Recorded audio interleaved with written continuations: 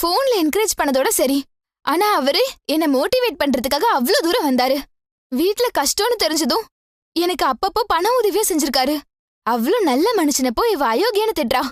நீங்களாவது இவளுக்கு எடுத்து சொல்லுங்க. நீ ஹே, யாரு அண்ணி? அண்ணனை இவங்க தானே கல்யாணம் பண்ணிக்க போறாங்க. அப்படி பார்த்தா இவங்க தானே எனக்கு அண்ணி. இல்லடி, நமக்கு அண்ணினா அது ரஞ்சிதா மட்டும்தான். ஹே, போதும் நிறுத்தி.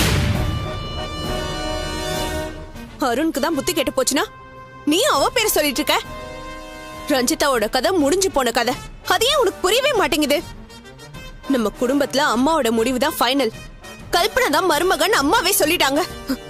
நீயும் அத்தையும் மாமாவும் என்னதான் திட்டம் போட்டாலும் ரஞ்சிதாவை இந்த வீட்டுக்குள்ள கொண்டே வர முடியாது. நாங்க திட்டம் போடவே வேண்டியதில்ல. ரஞ்சிதா இந்த வீட்ல வந்து வாழ்றதுதான் நியாயம். நியாயம் ஜெயிக்கிறது உண்மைன்னா அது நிச்சயமா நடக்கும். நடக்கும் நடக்கும்னு உன் ஆசைக்கு வேணா சொல்லிக்கலாம். அது நிஜத்துல நடக்கிறதுக்கு சான்ஸே இல்ல.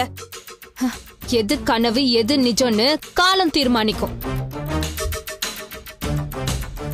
சித்ரா, நீ என் கூட பிறந்தவ.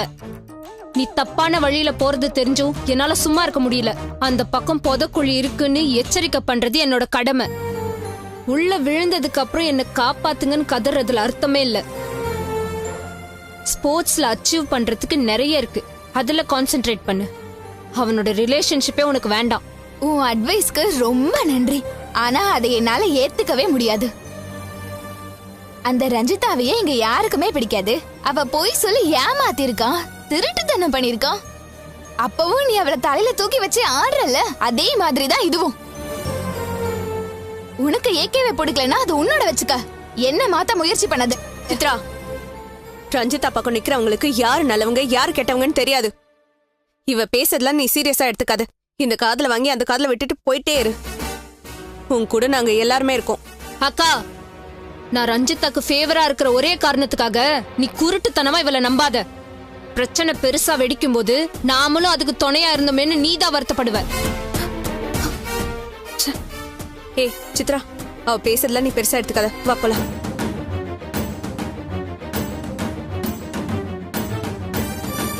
இந்த சித்ரா ஏற்கனவே ராங் ரூட்ல தான் போயிட்டு இருக்கா. இவளுக்கு ஆதரவு கொடுத்தா போதும், இவ வாழ்க்கை இவளே அழிச்சுப்பா. எனக்கு வேலையும் மிச்சம்.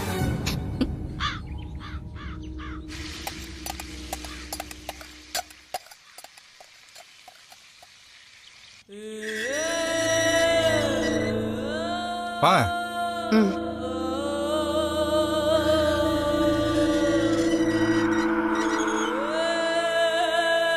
வாங்க.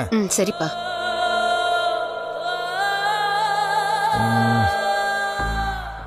இங்கே இருங்க, நான் கூப்பிட்டோன்னு வாங்க. சரி.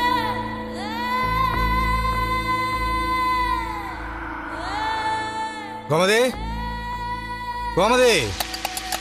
இத வரங்க.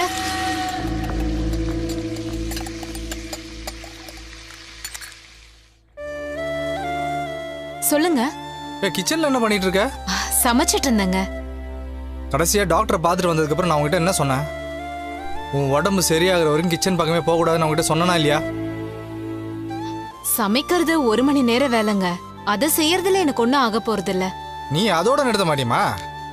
துணியை துவைக்கிறது, வீட்டை பெருக்கி துடைக்கிறது, பாத்திரத்தை கழுவுறதுன்னு எல்லா வேலையும் நீ தானே இழுத்து போட்டு செஞ்சிட்டு இருக்க. அது கூட சின்ன சின்ன வேலை தானுங்க. இவரு உனக்கு எல்லாமே சின்ன வேலை தாமா. ஆனா ஒரு சின்ன பேப்பரை தூக்கி போடுற ஸ்ட்ரெயினை கூட நான் உனக்கு கொடுக்க கூடாதுன்னு நினைக்கிறேன். நான் சமைக்கலனா சாப்பாடு எங்க இருந்து வரும்? 3 வேலையும் வெளியில ஆர்டர் பண்ண முடியுமா என்ன? தொடச்சு பெருக்கலனா வீடு குப்பையாயிடும்ல. என்னால முடியறப்போ நான் எல்லா வேலையும் பாத்துக்கிறேங்க.